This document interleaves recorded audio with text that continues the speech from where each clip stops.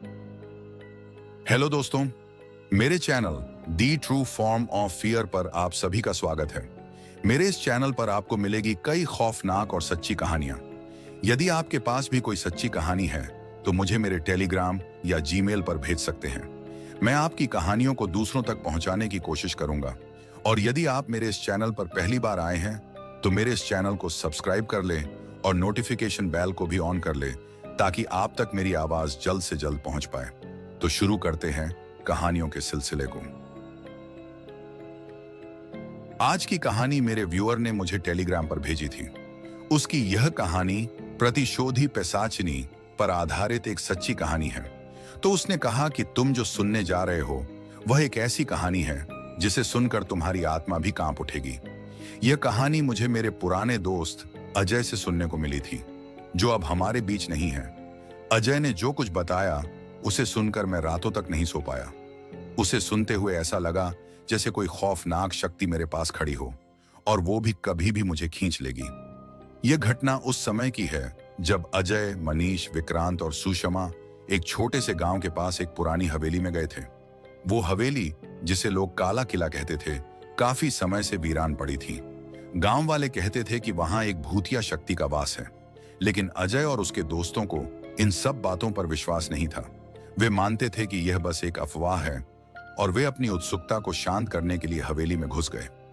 अजय ने मुझे बताया कि जैसे ही वे किले के अंदर घुसे, एक अजीब सी सर्दी ने उन्हें घेर लिया। कमरे में घने अंधेरे के अलावा कुछ भी नहीं था और हवा में कुछ ऐसा था जो उनके दिलों में डर भर रहा था।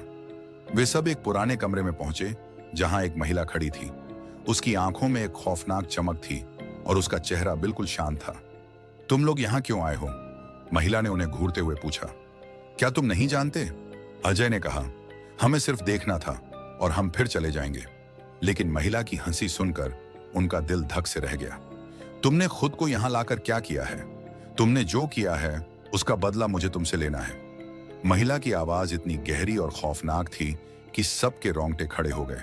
तभी उन्होंने देखा कि महिला का चेहरा धीरे धीरे बदलने लगा। उसकी आंखों में खून की नमी बढ़ने लगी और उसके चेहरे पर एक घृणित मुस्कान फैल गई। अजय ने महसूस किया कि यह कोई सामान्य महिला नहीं है। यह पैशाचिनी थी, एक जिंदा, तुरंत प्रतिशोध की आग में जलती हुई आत्मा जो सिर्फ बदला लेने के लिए पैदा हुई थी। अजय और उसके दोस्त डर से कांपने लगे, लेकिन इससे पहले कि वे बाहर निकल पाते, महिला ने उनका रास्ता रोक लिया। कमरे का दरवाजा बंद हो गया और सब कुछ अंधेरे से घिर गया। तुम लोग मुझे तंग कर रहे थे, अब मैं तुम्हें तंग करूंगी, उसने कहा, और उसके शब्दों में एक ऐसी कटीली धार थी जैसे वे दिल में चुभ रहे हों। उस रात के बाद से मेरे दोस्तों के साथ अजीब घटनाएं घटी, अजय ने धीरे से कहा। मनीष को रात में किसी औरत की हंसी सुनाई दी। विक्रांत की नींद में वह महिला बार बार उसके पास आती रही और सुषमा को उसे देखकर ऐसा लगा जैसे वह महिला उसके सामने खड़ी हो और अचानक गायब हो जाती। धीरे धीरे वे सब मानसिक रूप से टूटने लगे। अजय की आवाज में एक दर्द और खौफ था। फिर एक दिन मनीष अचानक गायब हो गया। हमने उसे ढूंढा लेकिन वह कहीं नहीं मिला।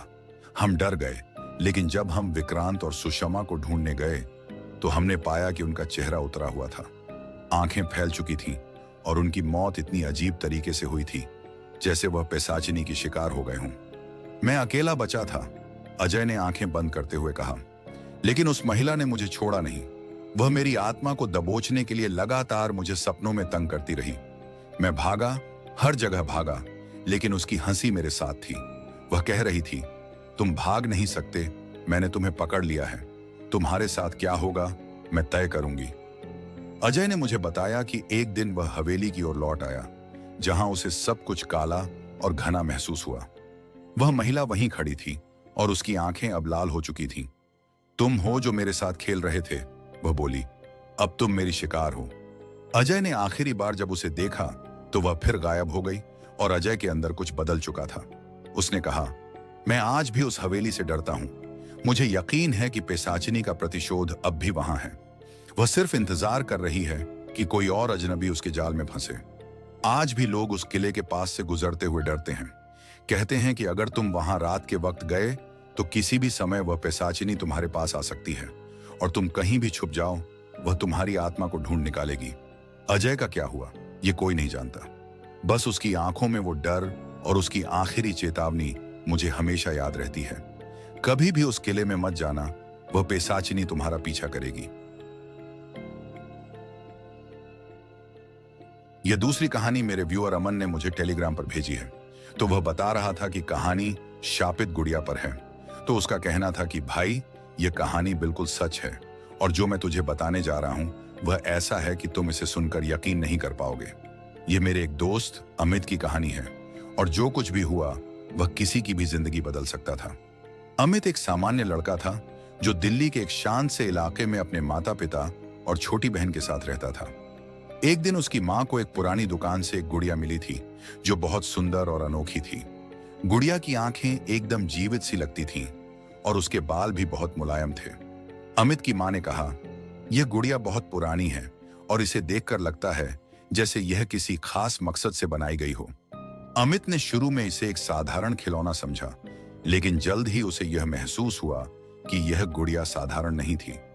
एक रात अमित अपनी बहन को लेकर कमरे में बैठा था जब उसने अचानक गुड़िया के चेहरे की तरफ ध्यान दिया। उसकी आंखें जैसे हर पल बदल रही थीं।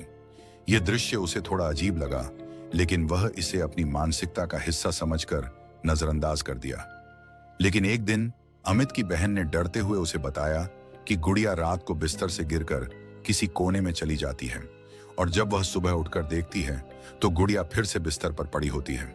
अमित ने सोचा कि शायद यह उसकी बहन का डर था, लेकिन जब उसने खुद गुड़िया को उसी स्थिति में पाया तो उसके मन में एक सवाल उठने लगा। कुछ दिन बाद अमित और उसका परिवार एक शादी में शामिल होने के लिए घर से बाहर गए। जब वे वापस आए तो घर में कुछ अजीब था। दीवारों पर हल्की सी खरोंचें थीं और एक अजीब सी ठंडी हवा घर में घुसी हुई थी।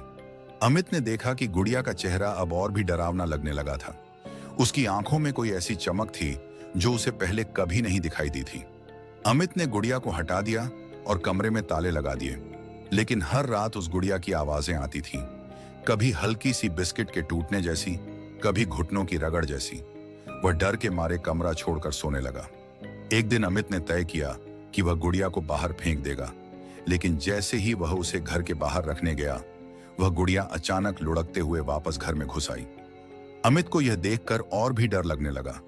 उसने एक दिन रात में गुड़िया को फिर से कमरे से बाहर फेंका, लेकिन उस रात उसे एक औरत की आवाज सुनाई दी। आवाज में गुस्सा था, जैसे वह उसे गालियां दे रही हो। अमित को समझ में आ गया कि यह कोई साधारण गुड़िया नहीं थी, वह उसकी नजर में अब एक शापित चीज बन चुकी थी। अमित की हालत और भी खराब होने लगी। वह पूरी रात सो नहीं पाता था और घर में अजीब घटनाएं होने लगी थी। एक रात उसने देखा कि उसकी बहन गहरी नींद में कुछ बड़बड़ा रही थी और फिर अचानक उठकर गुड़िया की तरफ बढ़ी। जैसे ही उसने गुड़िया को हाथ में लिया, उसकी आंखें एकदम खुल गईं और वह चिल्लाई, ये मुझे छोड़ क्यों नहीं देती? अमित ने दौड़कर बहन को पकड़ा और गुड़िया छीन ली, लेकिन वह जानता था कि यह एक जादुई ताकत है जो उसकी बहन को जकड़ चुकी थी। अमित ने फिर एक तंत्र मंत्र जानने वाले बाबा से मदद लेने का सोचा। बाबा ने गुड़िया की जांच की और कहा, यह गुड़िया एक शापित आत्मा द्वारा बनाई गई है। इस गुड़िया में एक महिला की आत्मा बसी हुई है जो एक अपराधी के शिकार के बाद मरी थी। वह अपनी मृत्यु का बदला चाहती है और इस गुड़िया के जरिए वह तुम्हारे परिवार को अपना शिकार बना रही है। बाबा ने कहा कि यह गुड़िया उनके घर से हमेशा के लिए बाहर नहीं जाएगी। उसे जलाना पड़ेगा या उसके साथ कुछ खास तंत्र क्रियाएं करनी होंगी, तभी वह शाप टूटेगा। अमित ने बाबा की सलाह मानी और गुड़िया को जलाने का फैसला किया, लेकिन जब उसने उसे जलाने की कोशिश की तो गुड़िया अचानक उठकर उसके सामने आ गई और एक डरावनी आवाज में बोली, तुम मुझे जलाकर मेरी आत्मा को मुक्त नहीं कर सकते। अब तुम्हारे पास कोई रास्ता नहीं है। अमित और उसका परिवार डर के मारे घर छोड़ने के लिए मजबूर हो गए, लेकिन वह जानता था कि गुड़िया अब उनका पीछा कर रही थी और कभी भी उनकी जिंदगी में लौट कर आ सकती है। अंत में जब मैं अमित से मिला और उसने यह कहानी सुनाई तो मैंने भी सोचा कि क्या यह सच हो सकता है। वह अब किसी और शहर में शिफ्ट हो चुका है, लेकिन मुझे लगता है कि वह गुड़िया उसका पीछा करने की कोशिश कर रही है, क्योंकि वह एक शापित आत्मा है जो किसी को भी चैन से जीने नहीं देती। भाई, कभी ऐसी गुड़िया मत लेना, क्योंकि जो एक बार तुझसे जुड़ जाए वह तुझे कभी छोड़ती नहीं। आज के लिए फिलहाल इतना ही। यदि आपने मेरे चैनल को सब्सक्राइब नहीं किया तो जल्दी से कर लें और जुड़े मेरे साथ। मिलते हैं किसी और रात को किसी और की कहानी के साथ।